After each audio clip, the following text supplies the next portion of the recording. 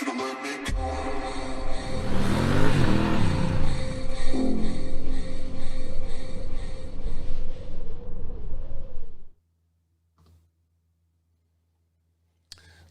evening, everyone, and welcome to ADVMoto Live number 16, AMA-Zing Adventures.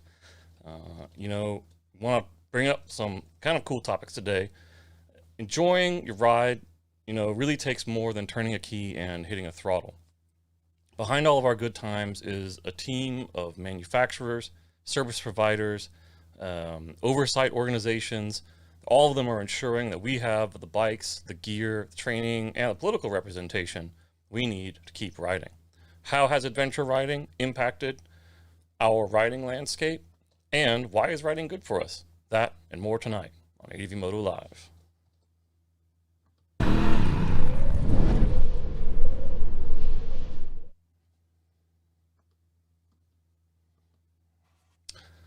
All right. The American Motorcyclist Association is our key guests for the day. They have been around since 1924. They are the oldest governing body in the United States, dedicated to ensuring our rights as everyday riders and setting things like safety guidelines for both professional and recreational racing. The AMA plays an important role in our lives as motorcyclists, whether we realize it or not. But if everyone could please welcome Steve Gatowski and Heather Wilson of the AMA. How's it going, guys? Okay. Doing very well. How are you, Carl? Very good, guys. All right. So can you tell me first, where are you guys located? Yeah, so the AMA headquarters is located in Pickerington, Ohio. I live pretty close to there, so I work in our corporate office. And I am located in Southern California as one of the original satellite employees of the AMA, since the industry is largely based in Southern California. So that's where I'm sitting right now. Awesome. So could you guys give basically just some personal introductions and what you do at the AMA? Sure, I can go ahead. I'm Heather Wilson. I am the Director of Member Activity at the AMA. I like to say I oversee any activity that's not racing. So I oversee road riding, off-road riding, dual sport adventure, as well as the volunteer program for the AMA. Awesome, that's a lot. It is. And a little background about myself too is I grew up riding dirt bikes since the age of 5. I grew up in a motorcycling family. We would pretty much spend our weekends camping and riding motorcycles. My entire family rode, and my dad's owned a motorcycle dealership for 43 years in Central Ohio. So I have that background too. Awesome. Yeah, boy, I mean, if you own or if you are raised in a motorcycle dealership family, I mean, that just kind of runs through your bloodline, huh? Yeah, definitely. I don't think I really had a choice. Yeah, that's right. Well, there are worse choices to not have. Steve? Yeah, and yeah, Heather is what one would refer to as a lifer. She's gnarly. So yeah, Steve Gotoski. I am the business development director for the American Motorcyclist Association. So I like to say, kind of like Heather, the overwhelming majority of the revenue that comes in to support the organization outside of membership dues comes through our department. So I work on sponsorships for any of the riding series, of the live timing and scoring for AMA Supercross, advertising, and all kinds of different elements of event sponsorships. We generate revenue for the AMA Hall of Fame Museum and the American Motorcycle Heritage Foundation. So there's a lot on both of our plates, and of course we're very adept at our jobs, and we do it very well. So. Well, of course. All right. Yeah. So how did you get riding, man? I am a third generation motorcyclist. My grandfather rode starting back in the late 20s and early 30s. He was one of the original black leather jacket types. And my dad always rode. I mean, I can't remember when motorcycles weren't in my family. My dad started me on a little Honda 50 in the backyard at about age 5, same as Heather. And we rode together on all different, kind of categories. Same thing. Our family went out riding out in the desert, and my sisters rode, and my mom, and And that was our family activity, our primary family activity. And all of my kids ride, my wife rides, and so that's pretty cool. My oldest son and my middle son are transitioning dirt to street, so we're kind of passing the torch. So it's just kind of the same thing. It's always been a motorcycle family, and I feel very lucky to have been raised in a household like that. Well, that's awesome, man. So, one thing you don't really hear about much in the motorcycling world is the family aspect. Is a family aspect of it. I mean, for example, my family did not ride, so I picked up riding later in life. And you do have that, folks that started to ride either, in their late teens or in their early 20s or something, and some even pick it up later than that, but it's so critically important to make sure that we understand that in order for anything to go on, the family unit is so important, to ensuring that riding goes on, not just while we're riding and that we can enjoy the benefits of this activity that we all love, but, future generations of it can as well.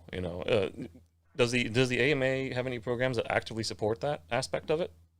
I think family can be more than just blood too. And so community is a big word in the motorcycle industry. And whether it's, blood relatives or a close friend, or just finding a community of riders that you get to know, and maybe you learn how to ride through them. Maybe you take a motorcycle class and get training and learn how to ride. Maybe you've been riding and you're just looking for other people to connect with. So the AMA really is a community of riders. I mean, we're several 100,000 strong of motorcyclists across the country. And if you aren't sure how to get connected with other motorcyclists, we have a search tool on our website called Find a Charter. So it's americanmotorcyclist.com/find a charter. And those are all of our chartered organizations. So you could find a club to join and meet other riders through that. Oh, that's fantastic. There's so many other current riders that kind of go riding by themselves, and then especially during this whole COVID thing, which I'll touch on a little bit later. We've also seen a boom in that. So just very quickly, if you guys could give us some background on the AMA. I know that pretty much anybody that's involved in racing and racing motorcycles in the United States will already know about the AMA. But there are some folks out there that might not be aware of you guys as an organization and what you do. So how and when did the AMA start, and what was its original mission, and has that mission changed over the years to the current day? Well, I'll jump in here really quickly. So the AMA traces its roots back to a New York motorcycle club all the way back to 1903. It was originally called the Federation of American Motorcyclists. And through a number of iterations, it morphed into the American Motorcyclist Association, which came into that term in 1924. And so we have a long history, starting with event sanctioning and some racing sanctioning, which then turned into the legislative efforts of the AMA, and then our communications, and then our riding groups and our riding series. So there's a lot of history. The AMA is a very multifaceted organization. The original slogan of the AMA was, "An organized minority can always defeat an unorganized majority." So that's just kind of fun that was the rings so true now. And really our current mission statement is that the American Motorcyclist Association promotes motorcycling lifestyle and protects the future of motorcycling.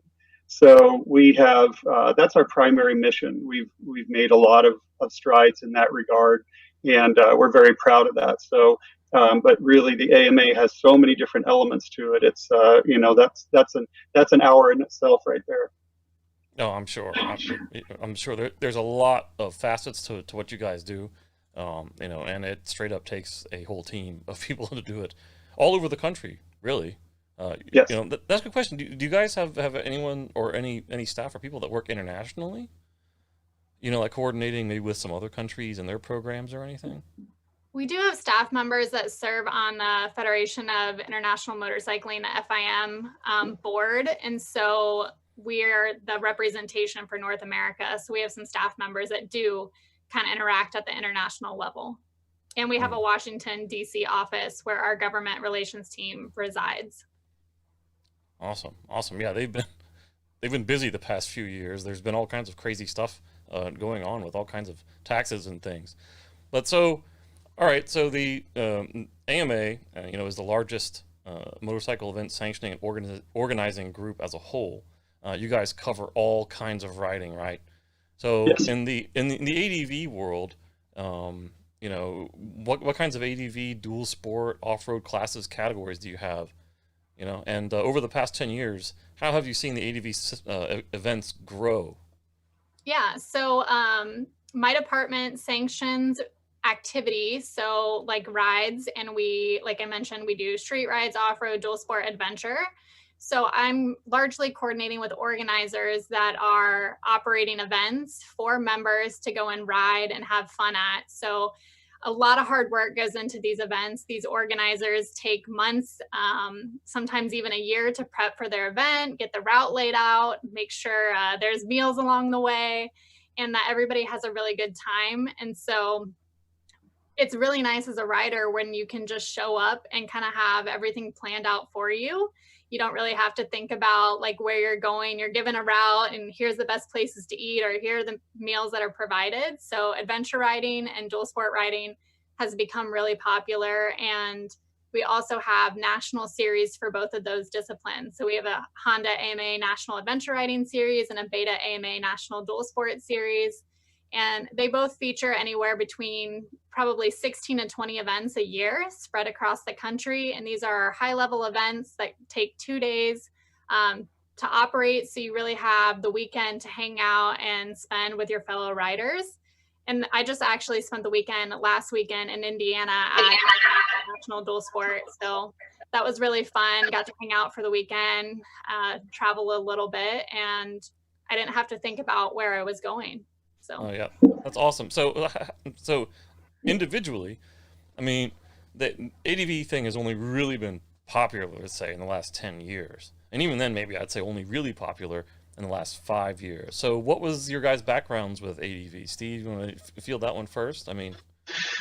Well, realistically, it kind of was an adventure riding without the adventure bike, so to speak. Because when I started riding, with my dad, I was riding off road, but some of the areas that we go to way out in the desert, you could ride, down some of the side roads and stuff to connect trails and whatnot. So we were kind of doing a dual sport type of adventure thing at the time. And we had a route that we used to do way out in Joshua Tree where we'd have to refill our tanks and have lunch at this weird old, kind of bar and grill, and then head back. And partially that was because we didn't have large capacity tanks, but that was kind of my introduction to adventure. So as I transitioned into dual sport, it was just kind of a natural progression. And that really came from the desire to see, kind of where that trail went or that road went, because, and when you're riding on a street bike, and this has happened, and I'm not going to say abused, but I'm going to say that I've used my street bikes in places maybe they weren't designed to be. I'd see a dirt road going up into the hills, and I think, what, I wonder where that goes. And I have an SV650, for example, that'll go a lot of places you'd be surprised at. And so having the ability to explore areas like that with a bike that was relatively close to a purpose built for it was a big thing. And that's why dual sporting was kind of a natural progression to me. I don't have a proper large adventure bike currently. That's something I endeavor to get, and for a lot of different reasons. But I think it's just kind of the sense of adventure on a motorcycle, regardless of what you're on. But the new adventure bikes are so incredible, and they're so capable. I think that's the category has just exploded, if anything, for that reason. Yeah, and I think there's been a lot of crossover too, especially with the larger adventure bikes, kind of leading into the sport touring category, which is kind of where I started too. Mm-hmm. I mean, it's just amazing, the amount of impact they're having. Heather, how did you get into ADV? Yeah, so as I mentioned earlier, I grew up riding dirt bikes. I transitioned to street also when I was 15 and a half. And I think my first introduction to adventure riding really was actually riding passenger at some of the KTM adventure rider rallies from a couple years ago. And out in Utah and Colorado, those bikes are just so big that sometimes it's a challenge for me. Although I've seen a lot of other women that have been very skilled in handling those big bikes, it's not something that I've got to conquer just yet. So a lot of my experience was riding passenger, which was just as thrilling in some of those areas. And then riding my dual sport bike, more fit to my size, but I'm actually in the process of looking into buying an adventure bike in the spring, so I can do a little more adventure riding locally for myself. And it's going to be interesting trying to find the right bike for me, which I think is a topic for anybody that's looking to get a bike, is finding the right bike that fits their size and their personality. Ooh, what are the front runners that you're considering? Well, I'm a diehard KTM fan, but that comes from my dad owning the dealership. But I don't know. It's I've got a lot of options to consider. So, you know, maybe I'll look at some Hondas, maybe I'll look at some BMWs. I don't know. I'll take anybody's advice. If anybody wants to let me ride one. Oh yeah, yeah. Also, well, I mean, that's the best thing to do anyway when you're trying to find a bike, is to see if you can just get in the saddle on some. Yeah. You know what I mean? Yeah. I mean, it speaks to you pretty quickly. You know, like if the bike works for you or not, you know pretty fast. Mm-hmm. You know what I mean? Yeah, yeah. Yeah, and suspension can be modified, but you got to feel comfortable on whatever you're riding. Yeah, absolutely. Now, we do have a question from the chat room, which is, what are your predictions for events in 2021? Obviously, 2020 has been all kinds of bonkers for events. You know, we just got news, I guess, a few days ago that the AMA Expo was canceled for 2021. Yes. Right. So, you know, do you guys think that a lot of these events will sort of open up? Well, you know, I'll dive in here quickly because I work with a number of companies that promote events on you know, the larger scale, if you will, with the AMA Expo or the progressive motorcycle shows, and it's really hard to say. It's going to go region by region, state by state, sometimes even down to county by county. But we do see you know, certainly glimmers of hope for 2021. There's also some adjustments that have been made to the extent that like the International Motorcycle Show Series is going to be an outdoor series this coming summer, starting in May, I believe. So that's a method of addressing some of the safety concerns and some of the safety protocols that are laid down by the states. It's really kind of anyone's guess at this point what's going to happen with the giant elephant in the room, which is COVID, of course. But believe me, it doesn't seem that you know, motorcyclists and event promoters are not longing. Everybody's longing to get out on bikes and go out to events and get out into the wild, so to speak. So I'm sure Heather can give some more information too about some of the event promoters and ride promoters too. Yeah, as far as events, 2020, I don't think anybody could predict what was really going to happen this year.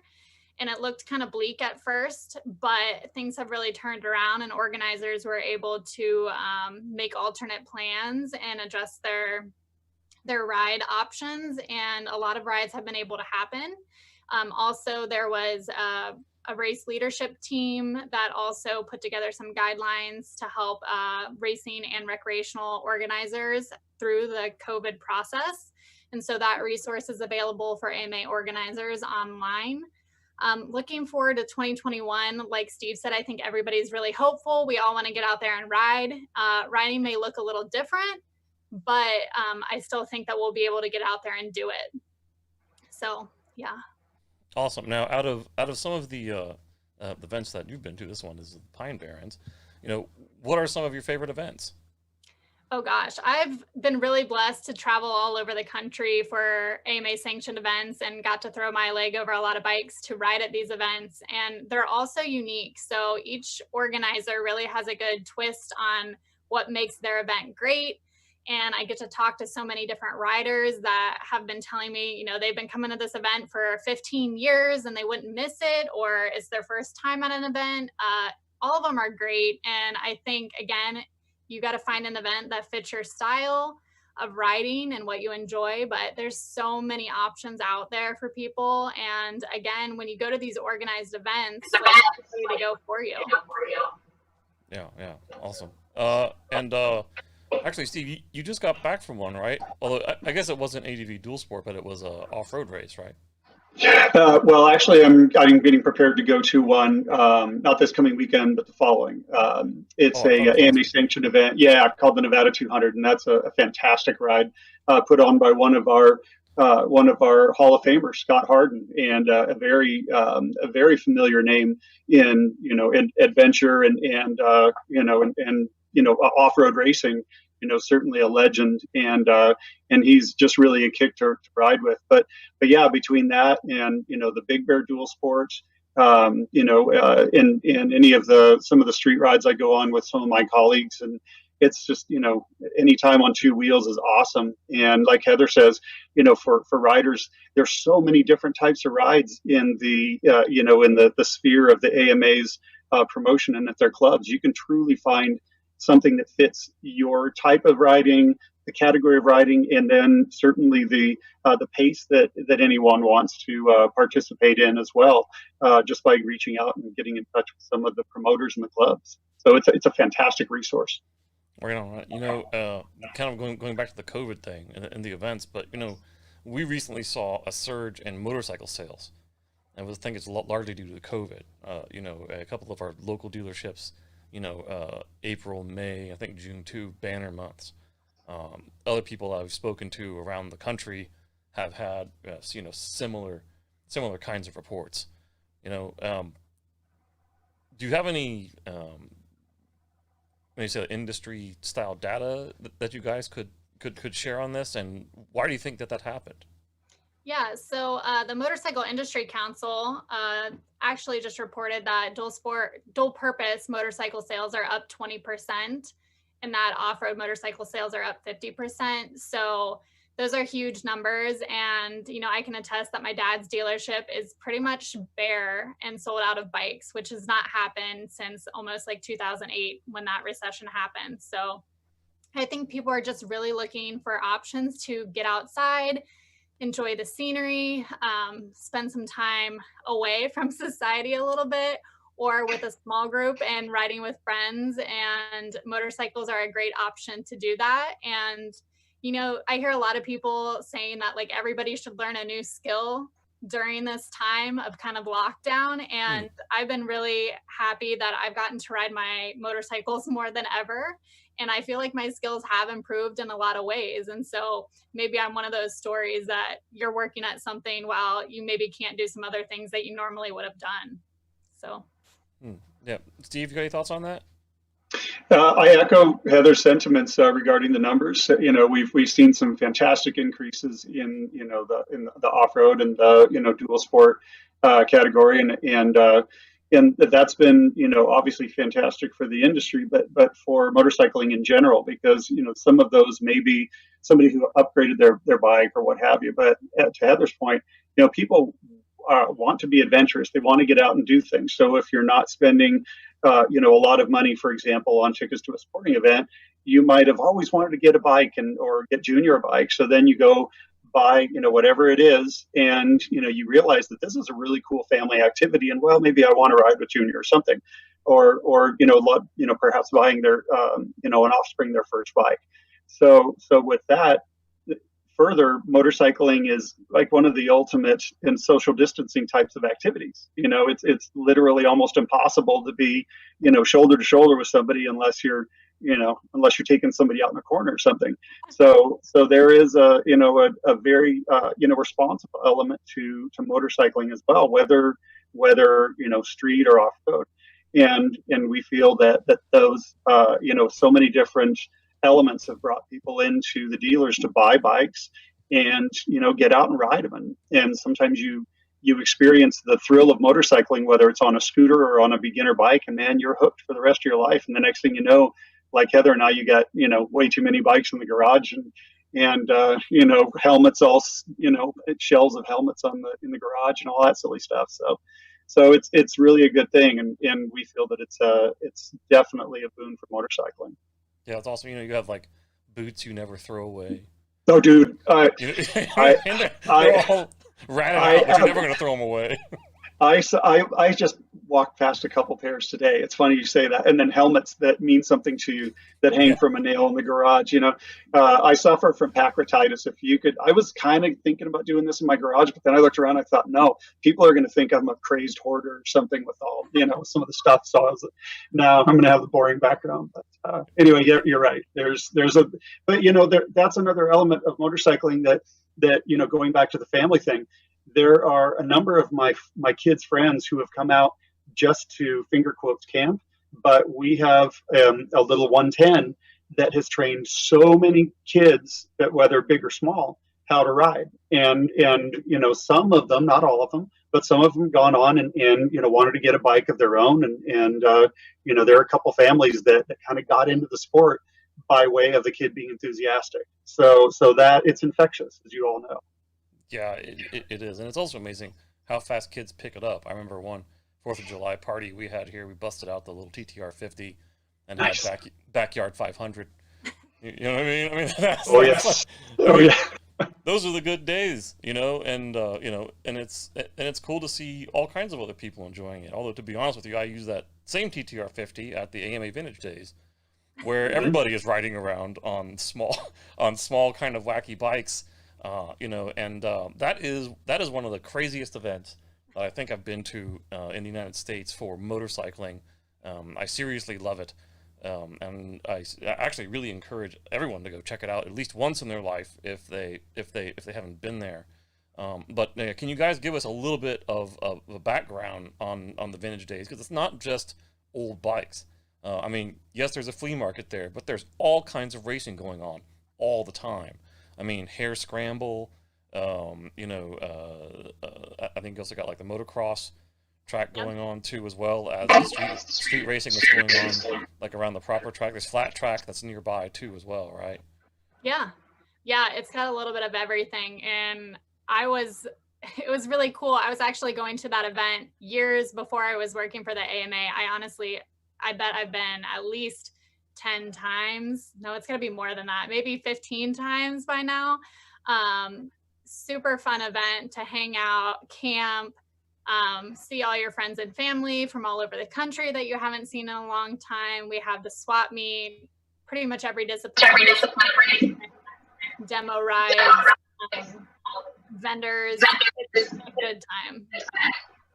Yeah, I mean, there really is, truly something there for everyone. And I wish that I had some good footage, of the event, if there was any way to capture that. But I mean, like, basically, motorcyclists take over the whole track, and then, like, not just the track, but the grounds. Yes. And yeah, and it has a good bit of Midwest rowdy in it, which I love. Midwest rowdy.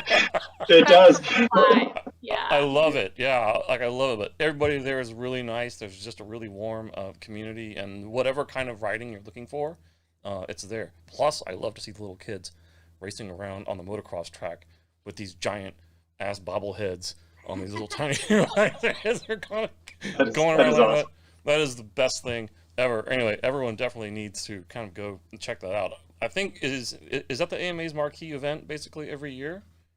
Yeah, it supports our AMA Motorcycle Hall of Fame. It's a fundraiser for our museum and our foundation. I did just remember a funny story. After I started working for the AMA, I actually had my very first race ever at AMA Vintage Motorcycle Days. So my boss talked me into riding a vintage bike in the hare scramble. I'd never raced before, ridden all my life. That was my very first race, and it had rained like the entire probably week or 2 weeks prior to the event. I mean, it was just slop. So if you guys get a chance, check out the AMA YouTube. There's a video of me riding and telling my story about it, but it's a race I will never forget. Oh, I'm sure. That brings up another good question, and that is, okay, you hear a lot about the ADV dual sport. Of course, that's our focus. But, but really, the thing about this middle segment that is the dual sport is that, you have a little bit of everything. And so actually what you find is whether it's street riding or strictly off-road or trail riding, there's stuff to learn there that you need to know to be a good dual sporter, right? So, you know, although, you know, some of the folks on our staff race, you know, all kinds of hare scrambles and stuff over here on the East Coast. To be honest with you, I have been talking about getting into a hare scramble myself, even if for no other reason, just the experience. I got a little WR250R, just to go beat it up. But you know, there are a lot of different types of categories, and riders, and to a lot of people, racing seems really intimidating, risky, or expensive. You know, is there a way for riders to just have a racing experience, but just have fun and in kind of like a more casual manner, just to kind of be a part of the experience and have the experience, but not, you know, not worrying about getting points or, you know, being on the podium, you know? Yeah, I think riders first need to like do a lot of riding to build up their skills, right? Before you just go jump into a race and are over your head. But once you've ridden a while and you're feeling comfortable, like learning how to be in that environment around other riders that are zooming around you is a factor. There's also maybe a little bit slower paced races like enduros, where it's more of a timing concept from section to section, and you're trying to beat essentially scores against riders instead of head-to-head racing. So there's a lot of different elements that can go into that. But again, just meeting people that are doing that type of riding, going to the events and witnessing it yourself before you jump in, I think is a good way to get involved. And then, of course, having a great attitude about it, that you're not going to maybe win that day, but you're going to have a good time and build your skills. And year after year, you're going to progress. Yeah, yeah. And Steve, Yeah, and you'll find, you know, to Heather's point, you know, you can go to the events and kind of suss it out and see what you think about it. I remember, you know, before I started, you know, racing as poorly as I did when I was a kid, my dad took me to a bunch of races. We used to go to Speedway out in Costa Mesa and here in California, and go to flat track events and motocross and all that. So I kind of knew what you know, in terms of what type of riding to expect. And what I found is when I entered it was really about the camaraderie, especially in some of the you know, the newer classes for beginners and whatnot. So, you know, everybody just kind of jokes and laughs, and some, you know, there's very much that community feeling that Heather was talking about there. And you can also reach out to the clubs that are promoting the events and say, hey, you know, tell me about your event. Do you have a you know, a class for a, you know, a casual type of rider who just wants to try it out? The beginner class is obviously going to be the way to start that out. But there are a number of organizations out there that have classes that are intended just to be, you know, more irreverent and fun. So, you know, just to kind of do your due diligence and make a couple calls or email the club and see what they have to offer. And I think also when we think of motorcyclists, we think of people that, you know, just started riding, but sometimes going to races and being a spectator inspires people to become a motorcyclist. They see this riding happening and they want to be a part of it. So I think that's a good opportunity to introduce people to motorcycling if you have friends, to take them to an event and they don't even have to ride it.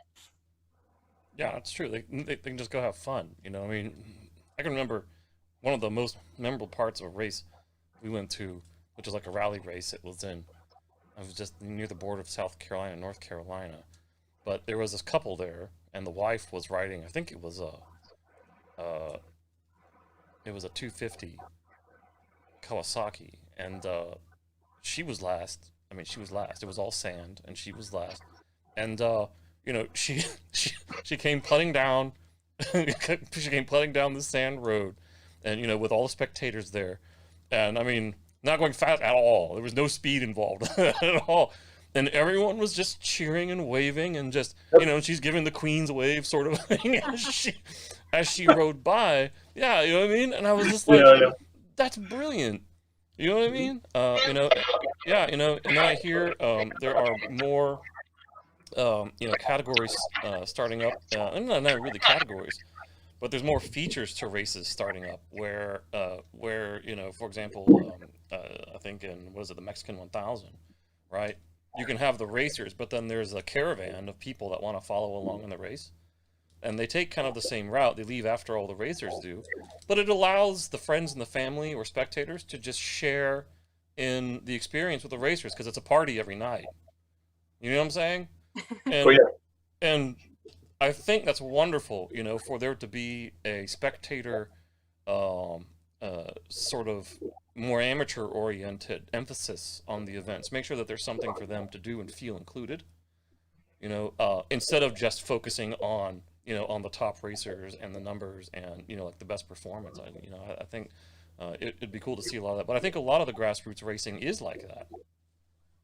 It is, and you know, it's interesting you say that too about the camaraderie and the fun, because you know, one of the things my grandfather told my dad always told me is he would say, who is the best rider of the weekend, and the answer was the one who has the most fun. You know, so you can be at the pinnacle of racing and possibly have fun, or maybe you hate it, but if you are out there ripping around a track at your speed, at your level, on your bike, you know, that's really the best part of motorcycling. If you're having a blast and you're around friends and family and you go home and you think, gosh, that was a weekend I'll never forget, that's what motorcycling is about. Of course, we're all competitive in our own right, and you want to either, you know, perhaps win the race, you know, win the series, but you're out there and doing what you enjoy, and that's the core. That's right. And that's when you build memories with boots that you never throw away.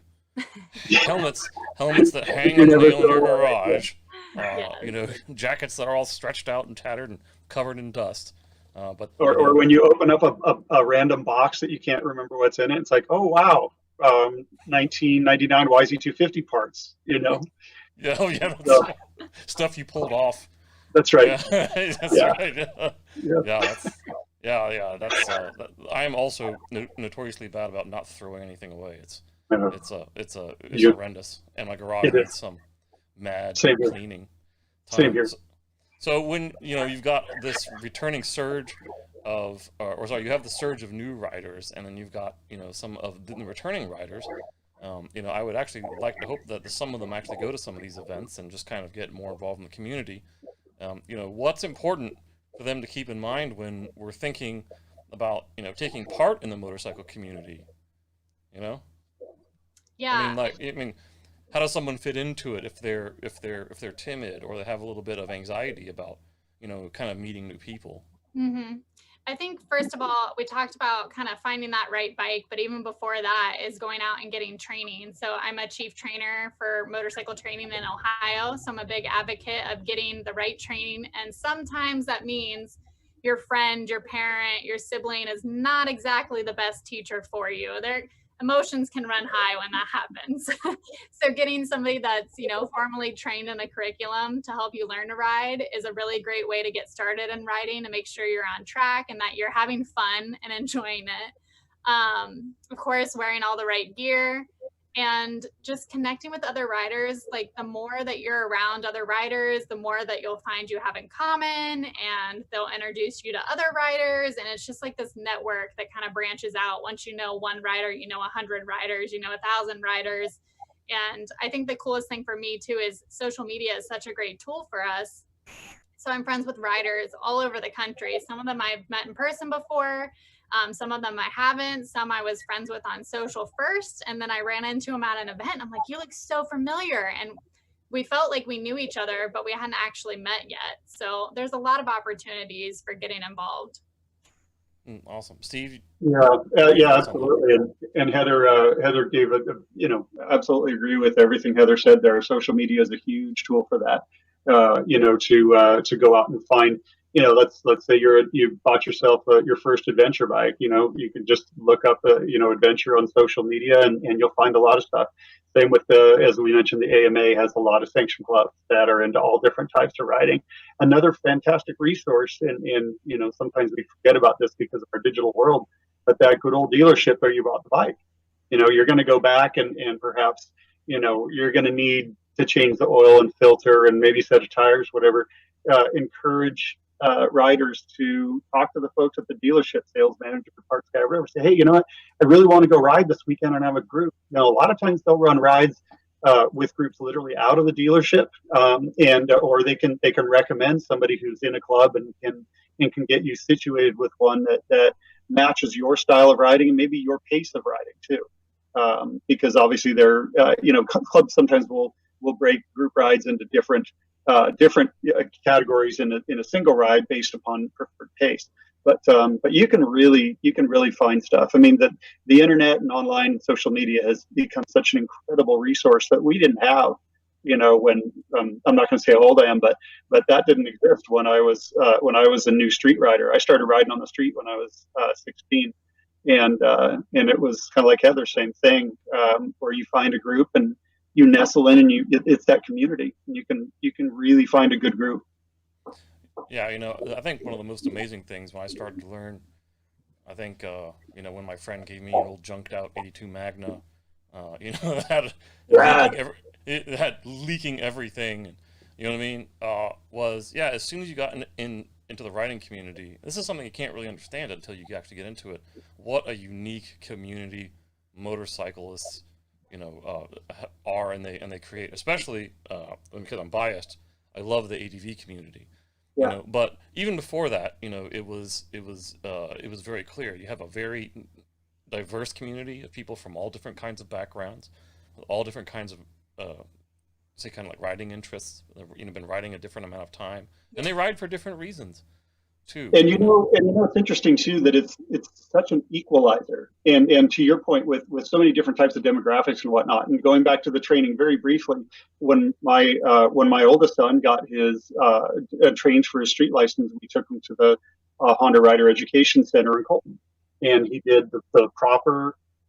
He did the proper course, and he came from a dirt background, so he did exceptionally well, which obviously I was very proud of. But trying to teach a family member or an offspring, after to a certain extent they do close down. They're going to learn that from someone else. So that was great for him, and he has a couple of guys that he actually stays in touch with, and they've ridden a couple times from the class. So that's a perfect example of how you can foster those motor relationships, and they will continue on. Awesome. Yeah, well, I'm just so glad that this whole craziness of a year kind of had an upshot, for us, largely because in America, motorcycling is largely seen as recreational. Mm-hmm.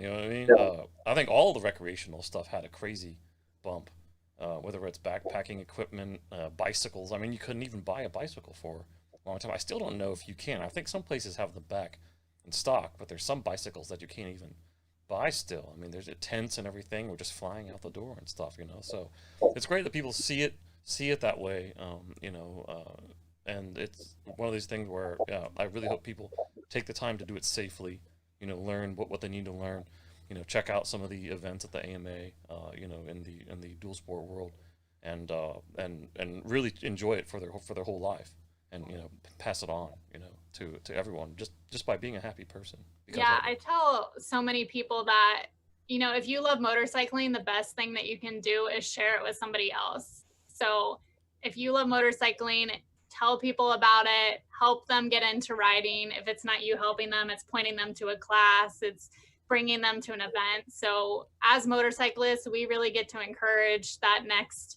generation of motorcyclists to come up and continue on our legacy of riding. Awesome. Well, all right, guys. Last but not least, my canned question I ask to everybody. Do you guys have any tips or words of encouragement for new, or in this case, possibly returning ADV riders?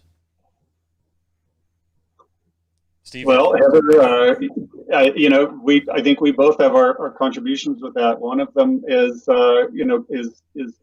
adhere or embrace training. We said that a number of times, obviously, and it really has such an upshot, and such an it can be so valuable and rewarding to new or returning adventure riders, and based on what kind of riding background you have. For example, if you weren't as adept as an off-road rider and you're coming off of a street bike, you're going to want to try to take an off-road training course so you can learn what the bike feels like when it's not doing what you want it to do, because that's when your skills come to the fore. If you start to lose the front and you panic, it can obviously have dire consequences to body and replacement parts for that matter, because it's expensive. But really, embrace some training. Identify what your weaknesses might be, and try to find a way to work on those and improve. And then, of course, like we said, with the community, you can learn a lot from being around other riders, seeing what they've done to their bikes, type of gear that they wear, and really just kind of glean from some of the wisdom of riders who maybe have been in it longer. Final thing is get the best possible safety apparel that you can afford, because that is the most critical element. If things go wrong, you don't want to be compromised in your safety equipment. Right on. Heather? I think for me, seat time equals skill. So the more time that you can spend in the saddle, the better you're going to be, the more confident you're going to be, the more fun you're going to have. And kind of going along with that, I'm a person that really gets in my head a lot and worries about, my riding or what other people might think. So just trying to shut that off when I go riding and just truly have fun, not worry about what other people around me are doing or thinking. That motorcycling is just something that I really enjoy, and find what works for you, but kind of turn off those outside opinions when it comes to motorcycling. Awesome. And I guess just as a tag on, Heather, do you plan to do any kind of social programs or posting about your ADV bike choice that we can all kind of follow along with like what you finally choose as your bike? I mean, I'll definitely be posting pictures of what I decide. It might be this spring, but I'm going to take this fall and winter to figure out what I want. But if anybody wants to shoot me an email at the AMA, it's hwilson@ama-cycle.org. I would love feedback on the bikes that you love and what works for you. So as I mentioned, I'm 5'6", so something that I could sort of tippy toe on would be ideal. Well, that's awesome. And if there's one thing motorcyclists are not short on, is opinions. Yes, I love that though. I love hearing what other people, think about their riding and stuff, and showing me their bikes. So yes, that's awesome. Well, all right, guys, let's go ahead and sign off. Thanks for coming on, and I'll chat with you very briefly after the show. Okay. Thanks so much, Thank Carl. you, Carl. This was great. Thank you for having us. Well, all right.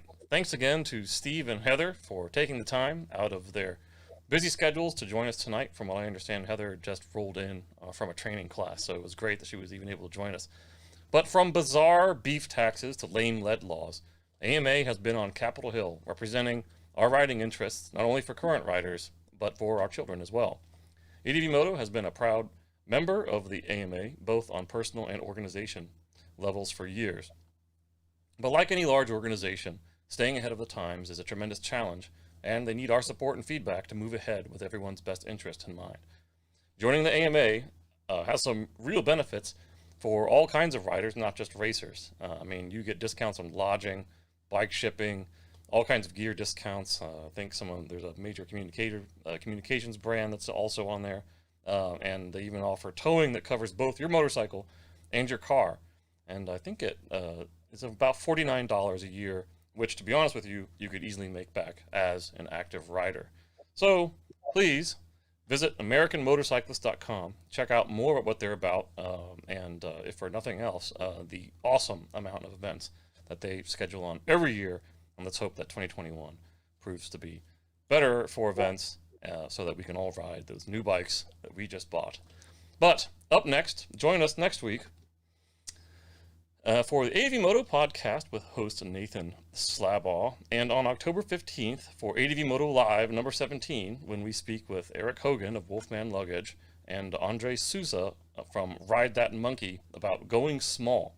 After nearly 40 years of big displacement crazy, small bikes are making their way back into the mainstream riding thanks to a new old emphasis on fun, practical, and affordable riding. Don't call it a comeback. They've been here for years. As always, your support means a lot and keeps the motorcycle world running. Don't forget to like, subscribe to our channel, and visit adventuremotorcycle.com for more news, reviews, videos, podcasts, merch, and more. Until next time, everyone, please ride safe and have fun.